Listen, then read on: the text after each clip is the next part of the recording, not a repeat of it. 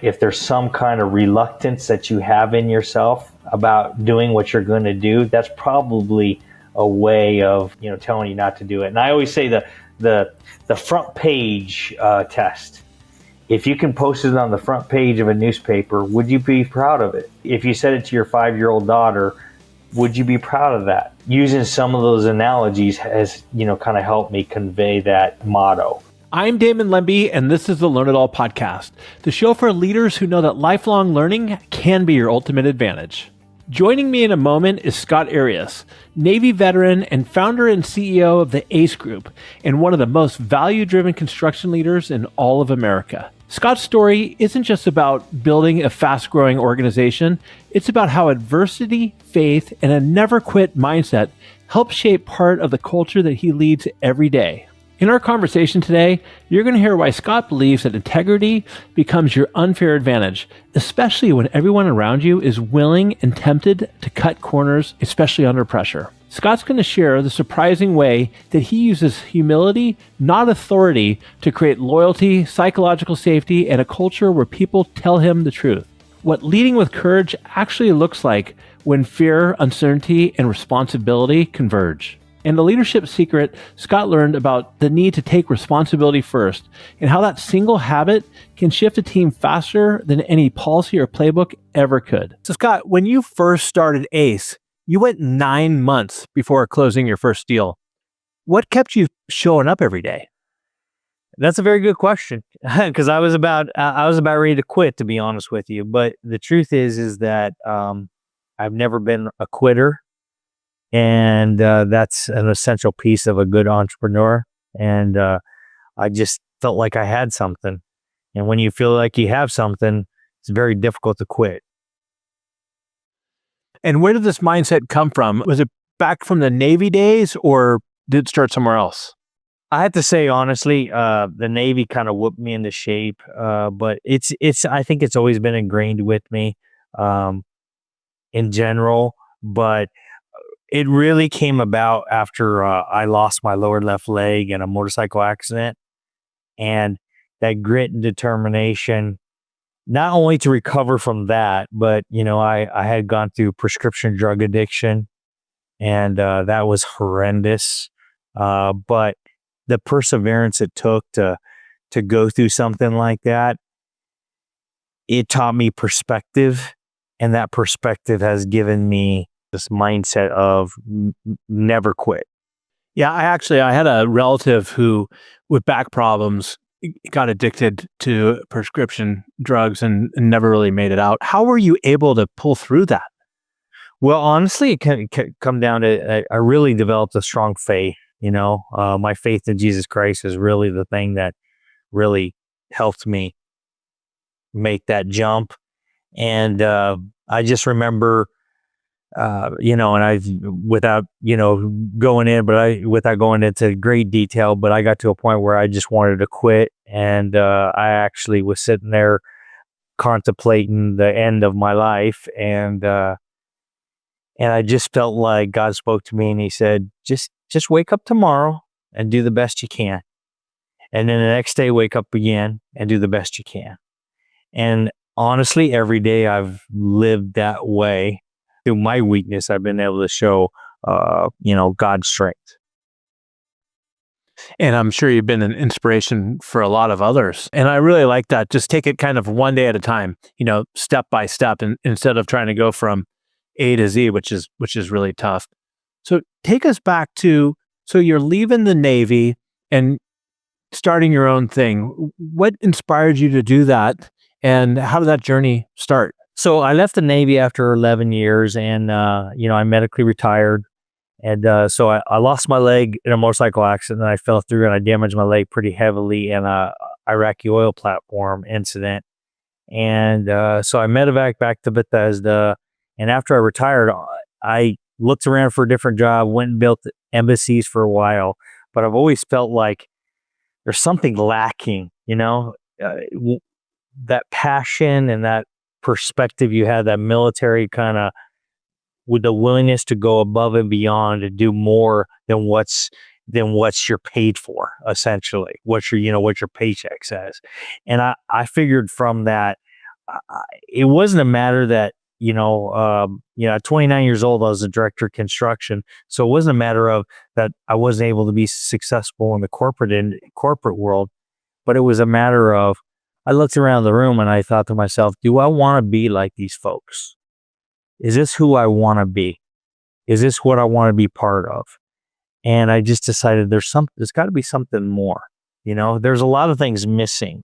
And so with that perspective in mind, and I'll just throw one last tidbit in there. One thing that always bothered me is construction is a highly unethical industry. In fact, when I taught it at a university for a decade, one of the requirements for the accreditation body was to teach ethics in 5 courses.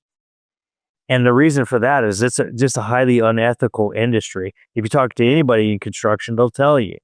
And I thought, why can't you do it the way my grandfather did it, where he shook your hand, he said he was going to do something, and he did it? It's really that simple. It was nothing all that crazy. And so I just, as I went through the start of my business and the growth of my business, I kind of just kept that in the back of my mind. My word is my bond. What I say is what I believe. And if there is some misconceptions or there's some misunderstandings, I'll always do the right thing. And that doing the right thing, and as I may have mentioned to you, that's one of my core values, is doing the right thing, because it's hard to tell your staff when you have 220 people like I do what the decisions to make. And the decisions to make, I always tell them to do the right thing. And I'm never going to be upset at you about doing the right thing. Just do what you think is right. Now that starts with hiring the right person, of course, but if you have the right person and you give them guys to do the right thing, you can, you unravel a whole, bunch of opportunities that may not have existed to you. Security is a prime example. Originally my idea, but I had a gentleman who's near and dear to my heart. He's not the next CEO, but he's a CEO after the CEO, the next CEO. And he really developed that security sector on his own with the whole motto of just doing the right thing. Yeah. I mean, and our stories are kind of similar in some ways. One, when I first started as a receptionist, I just didn't see the same drive that I saw in individuals that I saw playing baseball. There's a lack of competitiveness and victim mentality and everything like that, which I was not a big fan of. And I love what you say around, don't overpromise and underproduce. If you say something, do it. And when I played at Pepperdine for a year, my coach had 2 rules. One was show up on time, and the other was do the right thing. What does do the right thing really mean to somebody who's coming on to your work? Because it could be a little broad. And you're right. It is broad. And, first of all, my company is a Christian-based company. I'm a privately owned company. Not everybody in my company is a Christian, but I try to run my company with the same kind of value set that exists there. If there's some kind of reluctance that you have in yourself about doing what you're going to do, that's probably a way of telling you not to do it. And I always say the front page test. If you can post it on the front page of a newspaper, would you be proud of it? Could you, if you said it to your 5-year-old daughter, would you be proud of that? And using some of those analogies has, kind of helped me convey that motto. Yeah, I like that. I'm a big believer of, even when nobody's around, do the right thing. Do what's best for your customers. Don't be penny smart and pound foolish. So I really like it. And so you've developed an amazing culture at your organization. Let's just stick with that for a second. Talk to us a little bit about the core values, because I assume that's the kind of the foundation, right? It is. And so our vision for the company is we're in the business of building the kingdom. That's why we do everything. Our mission is using our Christian values, we make our clients' needs easy, and then our core values are do the right thing, have extreme urgency, and be the gold standard. Step 1 is getting people to know it. So, that's so how do you get people to know it? And I work for a company that required you to give a safety briefing at every single meeting, regardless of what meeting was about.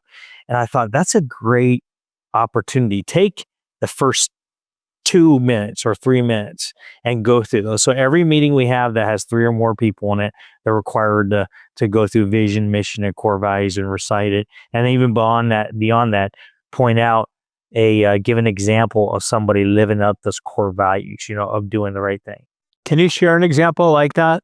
A good example is, we have several of the examples. My wife used to be my CFO. She's now retired from being a CFO. But we used to get checks in the mail all the time that paid the entire amount when we only earned a portion of it. Well, most people in business probably would cash the check and move on, but we would call the company and send the check back and say, hey, you overpaid us, That's just a great example of doing the right thing. When in reality, you probably could have get one by somebody, When you're dealing with millions of dollars, writing me $100,000, check is not as substantial as many other contractors. So, that's a great example of kind of doing the right thing. I like that because it sounds like every meeting that you have that has 3 or more people, you talk about vision, mission, and the values, and asking other team members to share how that connects with the work they're doing, in my opinion, really helps ingrain what those 3 are. Yeah, and even take it a step further, what we did is we have what we call core values champions, and we have coins. We have a coin made for coming back to the military. They call them challenge coins. I wish I had one on my desk here, but I don't have one right here. Had it handy, but it's simply just a big coin, like a silver dollar type coin, and it says, and each of them have the core values on it. And so the person who won it previously gets to honor the next person. So every month there's a new core values champion, and we have a big medal with kind of something. It's kind of like knighting, you put it over their neck and they get a medal, and then they have that at their desk for a month, and then afterwards they get the coin, but they have to give away the medallion. So it's a way of, and then they have to say why they did that. So we do that for each of our core values. The cost is minimal, but the impact is major. And we've seen that and then to go beyond that, at our annual banquet in December, I give out a vision and mission challenge coin. And those are accompanied with money in addition to that.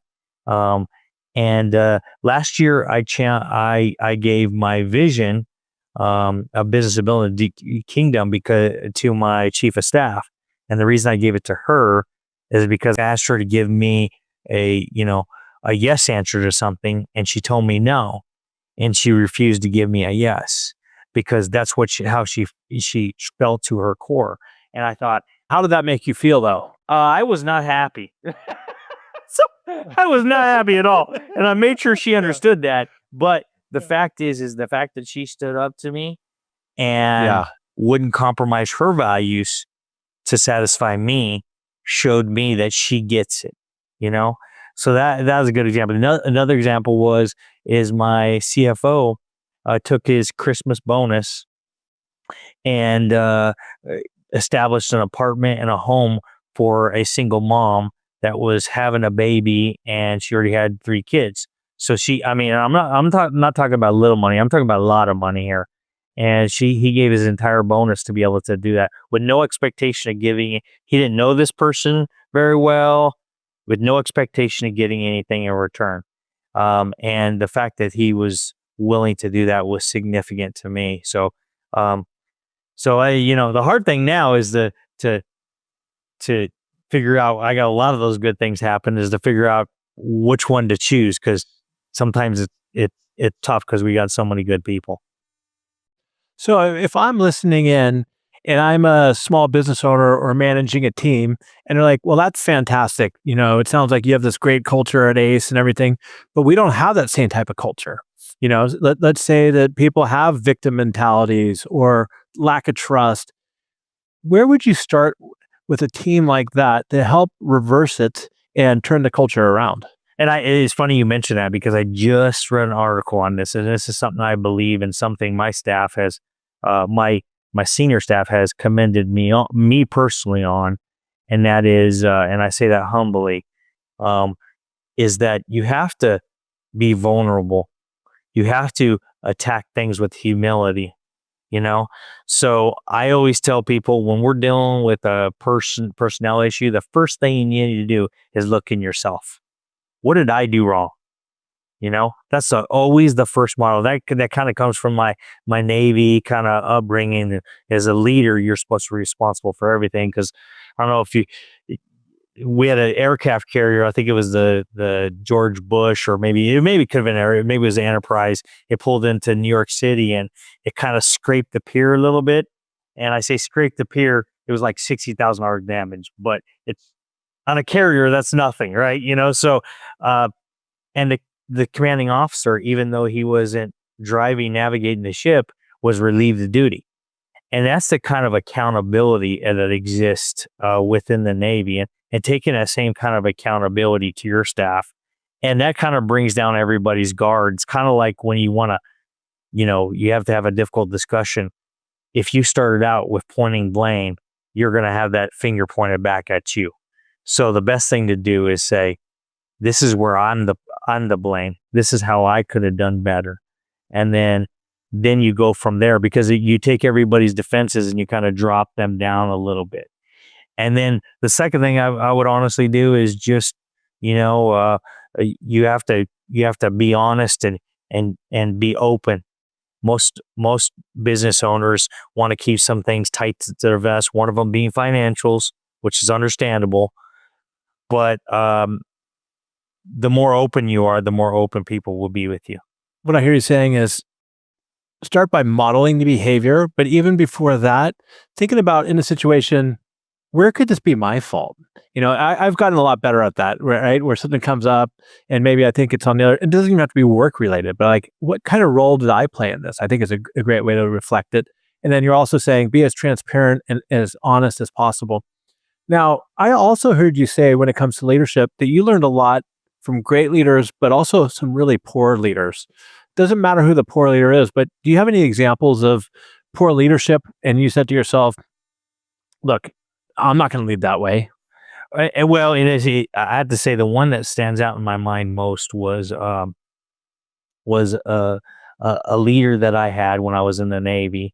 And basically, and if you ask anybody, you can learn. It's easier to learn what not to do than it is to learn what somebody does. A good leader is tougher to get, because maybe you don't get to see those or identify all those. But one of the things that bothered me about his leadership style, he was only inclusive and close with a few folks, and by doing that, he created this animosity towards them and others, when it didn't have to be that way. So learning about how do you talk to people, how do you treat people, and in the service, it's very yes sir, yes ma'am kind of thing, but you got to go further than that. And he used his we used to say collar devices. It's the device you wear your rank on your shoulder. He used his collar device to get what he wanted, rather than earning respect from who he was, because there's different kinds of respect, and the respect you wear on your collar necessarily doesn't reflect really your leadership. So I always encourage people, when you have a bad leader, best thing you can do is watch him or her very closely, because they will teach you a lot. I like what you're saying right there. I had a guy on the show named Neil Jerd. He's actually in Kuwait doing a training for us right now, which is crazy. But he has an OBE from the British military, and what he was saying is that if you lead by command and control, or just by title, that's like the least effective or most fragile way to do it. People, that's just power, but it's not influence, and people don't want to work for people who are only asking questions or listening to the top ranked people, and not really developing and creating a team. Well, even I talk about poor leaders, but even good leaders make poor decisions, right? Or do things wrong. So even when you're a good leader, it's also good to reflect. And in leadership, it's a tough thing because when you get those evaluations or you get those recommendations, it's tough to swallow. But you have to turn it as a learning experience. And I quote unquote, and I say this once again humbly, I believe that I'm a good leader in my organization. And the reason I believe that is because of the empowerment and the people that I have.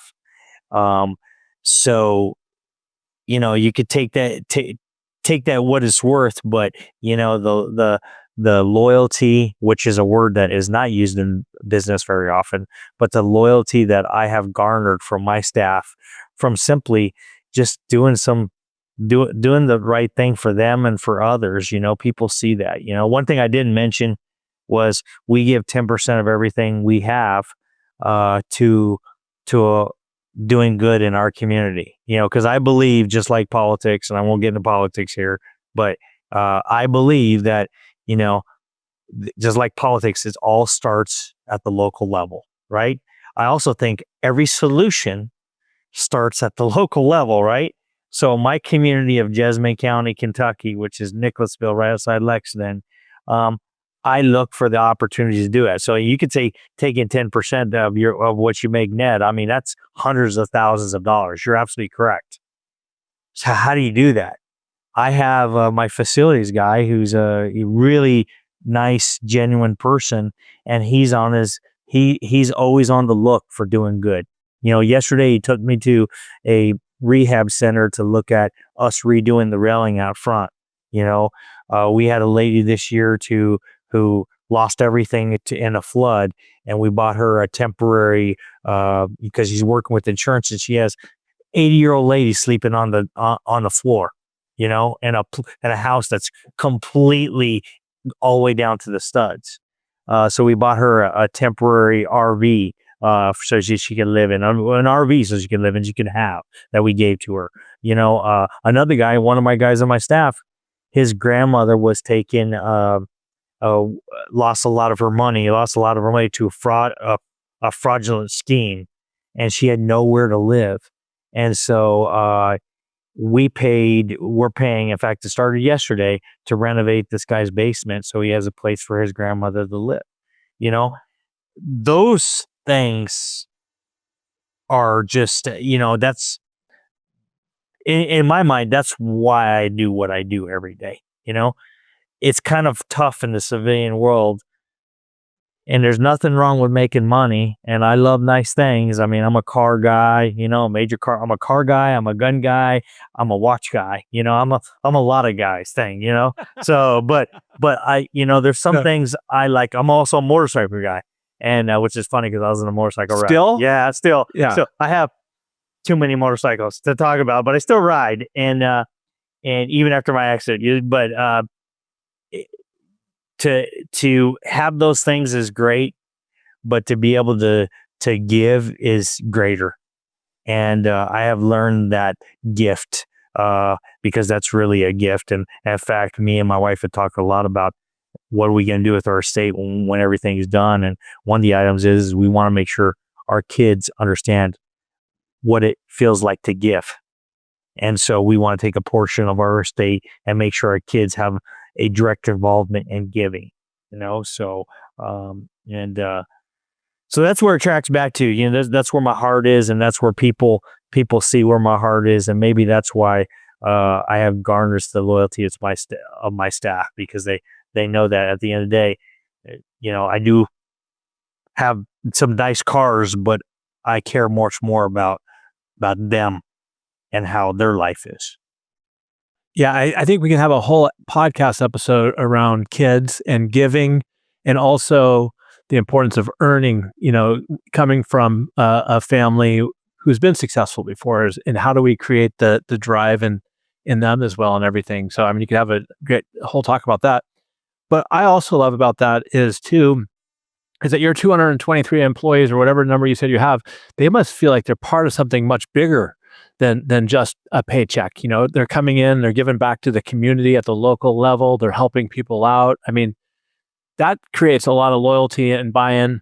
But what's your take on, say, for instance, investing in team members who then turn around and leave? Does that hit you, or is that something that you're happy for as they move on?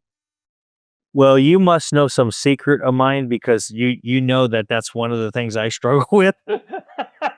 So I'm a big believer in investing people, huge believer in investing people. In fact, we probably spend over we spend well no I know we spend over 6 figures on doing nothing but professional development. We have people just through Vistage, a CEO or senior member, growth opportunity. Well, we do a lot of different things beyond that, but and that I put people in that, and I used to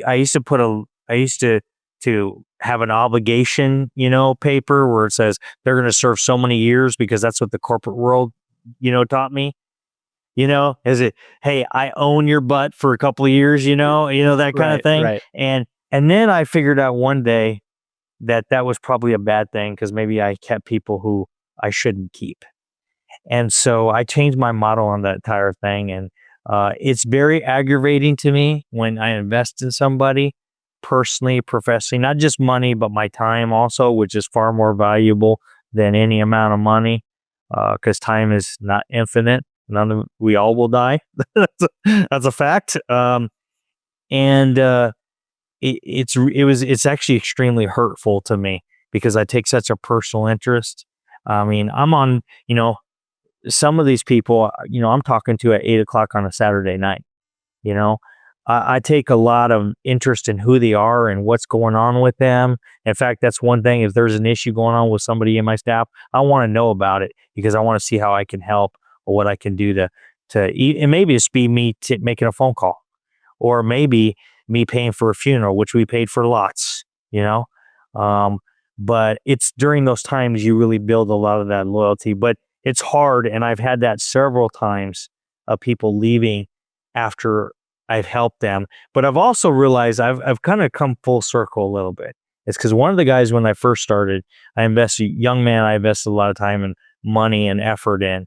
He left and he went to another company, and then he left that other company.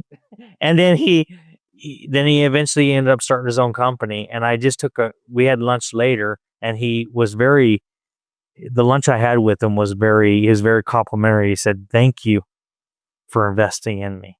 So I had to remember the investment is not just for me. It's also for the greater good. For the greater good. No, I struggle with that a lot too early on in my career. I actually, in my book, The Learn It All Leader, I call it the trust tax, where hopefully I'm like you. It's like, have a big heart, give time, money, energy, and then, sometimes you get burnt. Sometimes that's going to happen. And I've got some stories just like I'm sure you do. But you got to kind of overcome that. So what advice do you have for somebody who is a leader or a business owner? They keep investing in people, and for the most part it goes well, but every once in a while they get burnt, and then they start to even become cynical and maybe lose that trust. What advice do you have for them to not become that way? One of the things I was reading on is about creating a gratitude list. And by doing that, what you realize is you have more things to be grateful for than to gripe over. And who really brought that to was the president of my company who brought that to my attention. He said, "Yeah, but look at how many people you've helped. You may have been burnt there, but look at how many people you ultimately have helped." And that's a very good thing. For me, it was very personal too, and I'm still struggling with this because I have 4 kids, and they have all worked in the company. They're in their 20s, and one of my oldest son worked in the company, and he left, and we still don't have a relationship, and I'm still a couple years later, I'm still trying to foster that relationship back. But one thing about hurtful is lose your own son. And but also I'm very grateful that my daughter, she goes to the University of Louisville. She's gonna be a chemical engineer, And I'm very grateful that she's with the company and does a great job. I have another son who's in charge of, he's in charge of all software systems and data and all that stuff. And he does a great job. And they're both very appreciative and grateful. And I have a great relationship with them. It's important to have gratitude because there's something about gratitude. What I was reading talked about the physical effects of what gratitude does to your body. It changes changes how you deal with things and how you suffer. And for somebody who's had chronic anxiety my entire life, and some people say, how can you have anxiety? You're a CEO of a company, I will just say, we have the most. I will just say this is that my anxiety, the only way I've been able to overcome my anxiety is to have courage. Instead of letting fear conquer me, I've allowed courage to overcome. So while I may have anxiety, I have to put it in perspective. Can you get a little bit more specific about that? One of my fears going into business is to be sued and be dragged to the coals and that whole thing. And it's a legitimate anxiety. And I've had multiple people, and knock on wood, haven't had to deal with that in my companies having to sue people or be sued, and related to the business. And I kind of just decided that there's nothing I can do about it. I sat down and I wrote out, because the way I've been able to deal with anxiety is just identify what is the real outcome of that. Because every time we have an issue, the first thing we go to is worst case scenario. I mean, we always do. All of us do. And I do, especially dealing with anxiety. So I write down what's the most likely thing to happen. And if I could deal with the most likely thing to happen, I'll just have the courage to walk through there. And I'm not exactly sure what I totally mean by courage, but I do know I've seen courage up front being in the military. I've seen what courageous people do for little to no money, putting their life on the line. And I could tell you that that inspired me to be courageous in what I do, because if someone's willing to give their life, regardless of what we feel about a conflict or whatever, willing to give their life for a country, that makes an impact on the courage that you have. Plus, I kind of go back to my faith. I should say kind of. I really go back to my faith in this. Whether you believe Jesus Christ was the Lord and Savior, I will simply say this: he was a historical figure, and he was either a madman or he was God here on earth. And there is no in between those two things. And if you ever watch the movie The Passion, you want to talk about courage, there you go. Go to the person that is going to kill you, and then go through a horrible death. And so looking at other people's example of courage, including, Jesus' example of courage, has really inspired me to be courageous and overcome those anxious times that I've had. And you have a lot of them. What was an example of a really anxious time as a CEO? I mean, for me, it was back in 2009 during the Great Recession, where sales just slid, and I wasn't sure if I was even be able to stay in business and how to make big cuts. But does a specific time come back to you? Well, funny thing you mention it is because it was 2008 is when I started my company, but 2020 is when the pandemic went down, and we all remember 2020. Everything seemed to, it seemed like we're in bizarro world, like we're in a movie or something, Oh, totally. And so I met with my team after they kind of locked everything down, like the next day. And I just simply said, hey, I want recommendations on how we're going to get through this. So they all made recommendations, right? And then I realized I went home and I came back and prayed while I was home. And then I came back the next day and they made all these recommendations, and it was cut. because that's what people do in business, right? Times are tough. We got to cut, and most people do. And then I just felt like that wasn't the right answer. I felt the right answer was, instead of cutting, let's double down. So I simply, I prayed to God, and I sat down with my folks, and I said, you know what? We're going to overcome. And instead of giving 10% this year, we're going to give 15%. And then you know what we're going to do? We're going to set our goal as a growth of 20% this year. And I believe the final number was 22% growth that year. So the courage to do that is tough. Trust me, it's tough. And it seems like the only time we have to really show that courage is where there is no apparent, resolution. And we have to trust in ourselves and our abilities and our staff to be able to do and what we do for a living, that it's going to make it through. And because what else are you going to do? What are you going to do? Close the doors? To me, it was a simple answer. It's just like when I lost my leg. What am I going to do? Lay in a hospital bed for the rest of my life? Or am I going to get up and I'm going to stand up and I'm going to move on with my life? And courage, there's a lot to be said for courage. And I remember a shirt that I used to wear. It was a Marine Corps shirt, and it said, "Courage is what you do in the face of fear."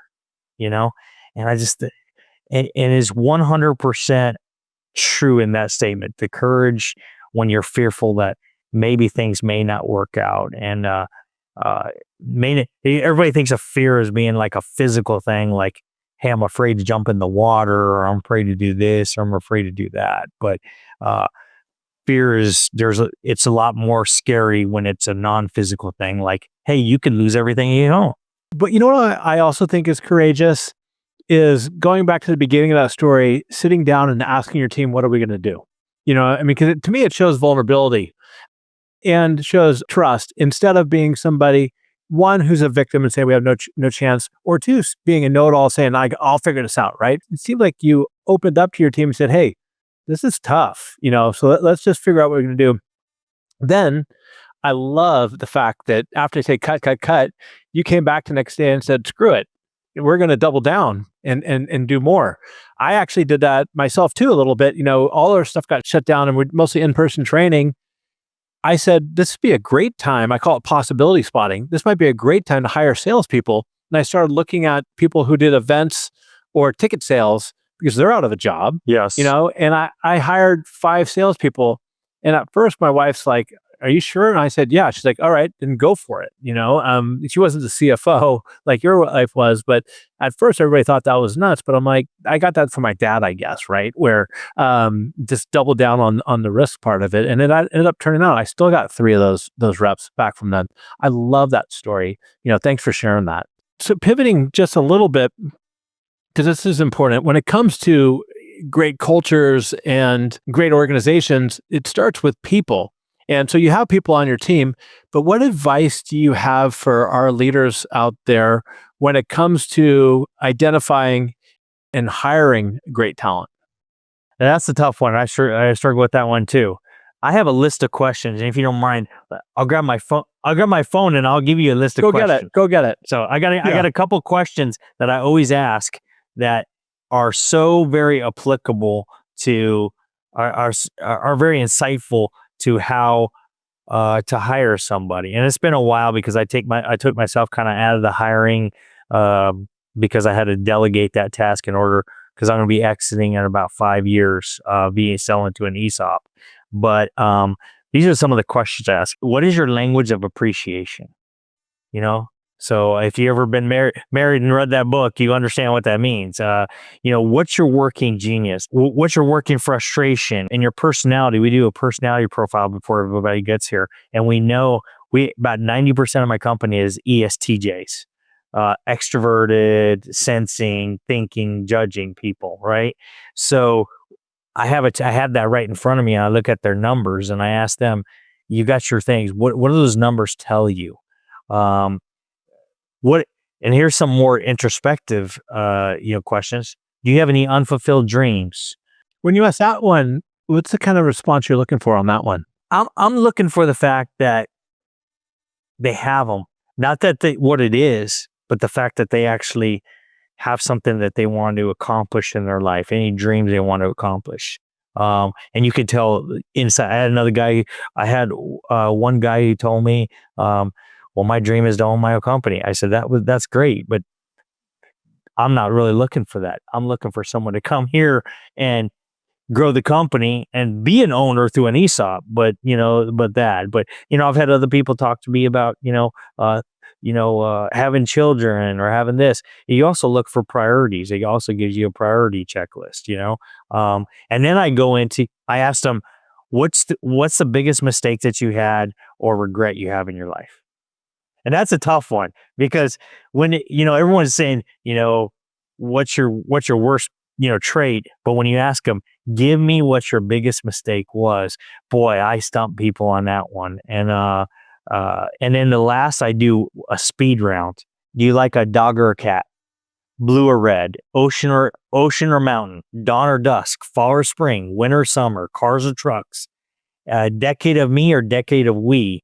Country or rap? Chicken and egg? Dad and mom? Time and task? Cold or hot? Triggered or unoffendable? WWE or UFC? And then I always ask, because we're in Kentucky, are you a University of Kentucky fan or University of Louisville fan? All right. So first of all, Scott, I might have to end the interview early if you say you're a cat person. Okay. So I'm not a cat person I've got a 17-year-old dog and I got 2 little kids. My wife wants to get a cat. I'm like, we're not getting any cats in this house.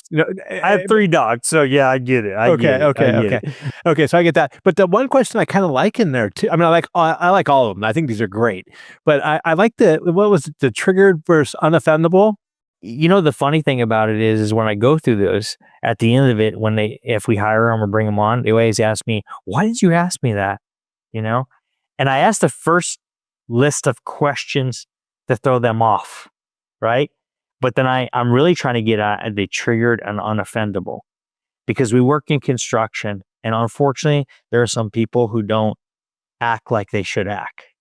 And you have to be able to overcome and have enough certainty in yourself to where you're not going to be offended if somebody says something. There's actually a book in there called Unoffendable, and it talked about, your peace shouldn't have to come from what somebody says. So if somebody says something you're offended by, if they're a good person, just move on, But some people are triggered by anything. And for me, my organization is not a good organization to be triggered in any way, shape, or form, because we deal with some rough and tumble kind of people. Construction's full of those kind of folks. But that's what I'm trying to get at there. I'm trying to get at, can they hack dealing with somebody screaming at them on the phone? Because we have that, I mean, can they deal with a difficult client? Can they deal with somebody on our internal staff, saying something they don't like? How do they deal with that? Or are they going to be triggered by any way, shape, or form, or by everything? And that's a tough thing. And the reason I started asking that question is because Gen Zs, and I'm not trying to put down any generation, because there's a lot of things that they have that I wish that Gen Xers, which I'm an Xer, has. And Gen Zs are historically, in my experience, very triggerable.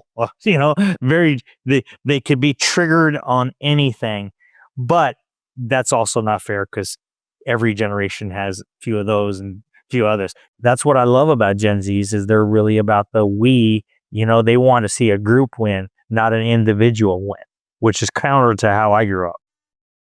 And it's counter to how I grew up. Right, let's be honest, and I get these questions all the time, either when I get done doing a keynote or just people are like, how do you deal with Gen Zs? I think there's a lot of value in each of these different generations, but construction, how do you get these 3 or 4 different generations to work together in synergy, I guess? Because you have some pretty rough and tumble folks, and I'm assuming the Gen Zs are coming in a little bit on the, less rough and tumble. Well, one thing is that everybody's got to feel like they're equal.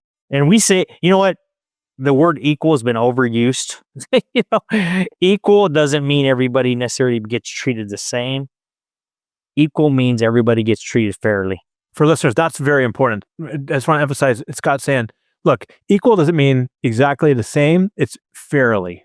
And it goes back to, when I was a professor, and I was teaching. I had been in the construction industry before, and I came back to teaching. And I had a student there that was actually he was an OEF, Operation Enduring Freedom, which was Afghanistan, and he suffered from PTSD, and he had to go to a VA. And he had a regular scheduled appointment at the VA, which he showed me at the VA to deal with this PTSD. And for someone who's also gone through that myself, I have a heart for him. Plus, it's just the right thing to do. But he missed I think he missed a total of, so we have 16 weeks. We have 32 classes. I think he missed 8, right? And one of the criticisms I got at the end of the class was, well, you let him get away with stuff when you didn't let other people. And I try to explain to him, just because you believe that doesn't make it a fact. Just know that I treated him fairly for the situation. You don't need to be involved in all his business. You just need to know that he was treated fairly just like I treated you, And that kind of put a good perspective on this whole concept of fairness, having everybody feel like they're equal and they're treated fairly regardless of the position that they have, and we're not a forward-facing company, meaning that our clients don't come to the office directly. A lot of times we've had people come to the office, but not very often. Most of it's handled virtually or whatever. So I let them come, dressed however they want to be dressed, to work, minus pajamas. I always say I draw the line at pajamas, but and of course we have shirts that they can wear. They keep in their desk drawer if they have to get on a conference call, a Teams call, or whatever they got to do. Right. But those kind of perks creates this environment of, if the CEO is wearing shorts because it's summer to work, you know what? I can too. And I feel more comfortable, about doing it. Another thing is we don't have a PTO policy. We have our PTO policy. If you need time off, you take time off. But that's simple. We can keep track of it. You just got to notify us that you're going to take time off. And people say, well, people will abuse that. Well, if people abuse that, I was going to say, it doesn't get abused? I've had people abuse it, but it's been rare. And that proved to me that I had the wrong person. Not necessarily that the policy was wrong. So, kind of getting them to, and also have them being part of all the decision. I shouldn't say all the decision-making process, but be part of a lot of the decision-making process and understanding the whys in a lot of things is helpful. Transparency, we talked about that a little bit before. We're very transparent with our financials. And the reason we try to be is because this is not going to be my company forever. It's going to be an ESOP, and you got to know how to read those numbers and what those numbers mean. So to get them all to work together, I'd say it's a combination of all that stuff put together, rolled up together. We also do an event once a year, and I don't mean to go on about this, but it's something near and dear to my heart. But we do a talent show every August. It's a Friday in August, and everybody brings out their talent. Some people like to play guitar. Some people like to do, to What was the most cringeworthy one? There was a lot. There was one where we had a guy get up and do juggling, which was interesting. Everybody says, okay, well, what did you do, Scott? You didn't sing a Taylor Swift song. No, not at all. My talent is risk. I'm a risk taker, right? So I put on some big show every year. 2 years ago, I jumped a go-kart over a 10-foot ramp in an Evel Knievel outfit and Elvis Presley glasses. So send me that video. Yeah, that video is pretty incredible. But this past year will top it, and I don't even know how to top it next year. But I had one of my staff. They were going to trade in their vehicle because they were having transmission trouble with their vehicle. They went to trade it in, and I said, you know what? Before you trade it in, I want you to give me an opportunity to buy it. So he eventually took me up on it, And so I bought it. It was a Jeep Patriot. And so I built a dirt ramp outside my office. I jumped this Jeep Patriot about 20 feet and landed it. Totally destroyed the vehicle. Totally freaking destroyed the vehicle. But With everybody watching? Was everybody's watching. I have this video. So I had my entire staff watching. I jumped this video with my my chief development officer as my passenger. We were full flame resistant and we actually had the cops called on us because afterwards it started on fire. I'm sure your workers. I'm sure your workers' comp insurance guy loves you for. Well, if for you're that. for the insurance company, you're not hearing this, you know. So Yeah. So technically, I landed on somebody else's property, so it wouldn't be covered by my insurance. So you know, but you wouldn't believe. And then the next month, I took that Jeep Patriot and we took it to the gun range because we do a shooting day once a year, and we blew it up. And I'll send you that video too. We put a whole bunch of tannerite and gasoline in it, and the explosion literally went 60, 70 feet high. So by doing those type of things, you create more of a personal connection with people. And when people have a personal connection with people, there's just something about it. I don't even know how to explain. I would watch the thing with Dana White about how he did the UFC and how when he bought the UFC, how he kind of blew it up. He got through his television show that he created, the Ultimate Fighters television show. He created this thought process that if you know the person, you're more likely to watch them or more likely to have some type of vested interest. And so that's what I try to do with all these activities is create this vested interest between the multi-generations, the genders, all those things, because a lot of the things go out the window when you know a guy, hey, that guy's a great guitarist, or they're just something that happens. Well, you know what happens is you get to know them outside of work. I never like to use the term family when it comes to business. I don't agree with it. I agree more of, making sure putting the best team on the field all the time. But getting to know your people, becoming friendly with them, caring for them. If you do, people will run through a brick wall for you. I do that for them too. And we don't call it a family. We call it a tribe. We call it a tribe because it's a meritocracy. You have to earn your right to be here. And then secondly, we are family-like. A tribe is family-like. We take care of our own and we do all those things that a family would do, but you have to earn your right there. And we just found that to be very effective. It's incredible how much that has grown, is because every email that's sent out to the entire staff from somebody always starts with tribe. I love it. Hey, but let me ask you this. Whether it's a tribe or you get really close to these people, do you ever have a challenge of having those difficult conversations with them? Or even worse, there are times where sometimes people just need to go. No matter how wonderful they are to you, what got you here may not necessarily get you there. Does that ever come a problem after all these activities and all this friendship and tribe stuff? It really is the downside of it. We've seen much upside, but also the concept of a meritocracy, because we're only as strong as our weakest link of person. And so when we create this meritocracy, it creates this peer pressure amongst the staff, amongst each other.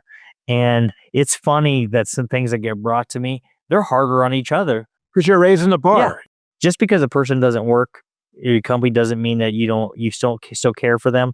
And I've gone to the extent of helping them get their next job. I've gone to the extent of giving them a severance pay when they were fired, to help them through that period of time. And just a lot of different things.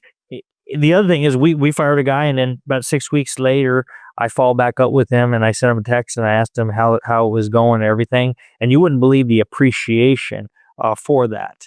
That's all good stuff. I mean, we had our 30th anniversary party at Learn It, and there was probably half a dozen people who got fired. And I remember my sister saying, like, so-and-so's here, so-and-so, because it turns out that it was just a better place for them somewhere else or whatnot. And I think at the end of the day, I don't know about you, it's turned into like a referral factory for us. We call it like the Learn It alumni. Even if they were angry when they left or upset when they left, given some time, if you do the right thing and you try to help them, they always come back around to realizing, hey, And that's got to work both ways, right? that's for guys like me and you. I mean, if our pride's hurt and somebody left and whatever, sometimes, Scott, the grass isn't always greener on the other side. Absolutely. And people come back too. So, I think it's a sign of maturity. You've mentioned it as we wrap up here. You've mentioned it a couple times. Let's talk about your legacy and where you want this to go in the next 5 years with the ESOP. Well, when people use the word legacy, I cringe a little bit because that, and not because it's a bad word, but because I don't think highly enough of myself for that. So, and it kind of, but I do believe that I want to leave a legacy of giving, a legacy of caring, a legacy of success, because if you look down the list, I just submitted it today, down the list of awards that we've received over our time. I mean, it's a long list of awards, being on the Inc. 5000, being, I was fortunately selected as Entrepreneur of the Year. I mean, there's a lot of different things, but at the end of the day, I want them to be successful after I'm gone. So, I think the way to make that happen is I'm 5 years from exiting right now. And I had a plan for my 10-year period. So in 2020, I developed a 10-year plan and said I'm out by 2030. And we developed this ESOP. They know it's in place, and I have given up duties every single year. And then that has of course correlated to duties other people have to get. So I delegate duties to my president. My president has to delegate duties to other people. We call them bumps and guardrails because it's like the freeway. You run on the bumps, you warn somebody. Guardrail, or you're going to crash. So you better tell somebody and get approval, But we delegate the bumps and guardrails as far as down as possible, and investing in people. And I can tell you honestly, as a person who I founded the company, I grew the company, and I've been CEO this entire time and grew from me to 223 people. I can honestly say that it's tough to walk away. And I struggle with it every single day because I don't get to have all the interactions that I used to have with people that I loved and I enjoyed.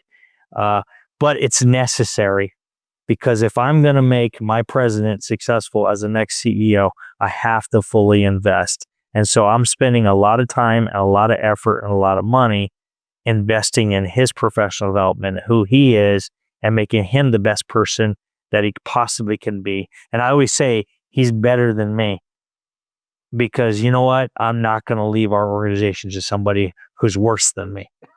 If I had him on and I said, explain Scott as a leader, what do you think he would say to me? I would think he would probably say people person first. And he is an unapologetic risk taker. I think that's what he would say. So at least that's what I hope he would say. So he could also say that I chew butt in the best way possible, because I do. I love it. I love it. For a leader out there, or somebody who's really struggling right now, what is one piece of advice that you could leave them with that they could turn around after listening to this and take action on? After reading a lot of things and experienced a lot of things in my life, I had to say that if you truly want to grow your organization, you have to have people. It's not about a product or a process or any of that. It's always about people. And so your first objective should always be about people. And if you place that in the right way, you will always be successful. So as you mentioned before, and I remember you saying this, but because this is what my staff says, is they say that they will literally run through a door for me, or a wall, or whatever you want to say. And the reason they're willing to is because they know I do the exact same thing for them. Scott, this has been awesome. Listeners, what I want you to think about, Scott emphasized over and over again, putting your people first, being a people leader. If you're somebody who's considering getting into leadership and you want to make it all about yourself, then you should reconsider and not even get into people leadership, because to me, great leaders are hero creators. They create heroes. They're not the hero themselves. So I think that's super important. And Scott, you've been awesome today. Thank you so much. And for everybody out there, stay curious, keep learning, and have a great day. Take care. When you wake up at 3:00 in the morning like I do, and I'm 30 seconds away from hyperventilating because I'm thinking about all the decisions I have to make, and every decision is a 4 to 5 figure decision, and I don't know what to do, but I'm learning.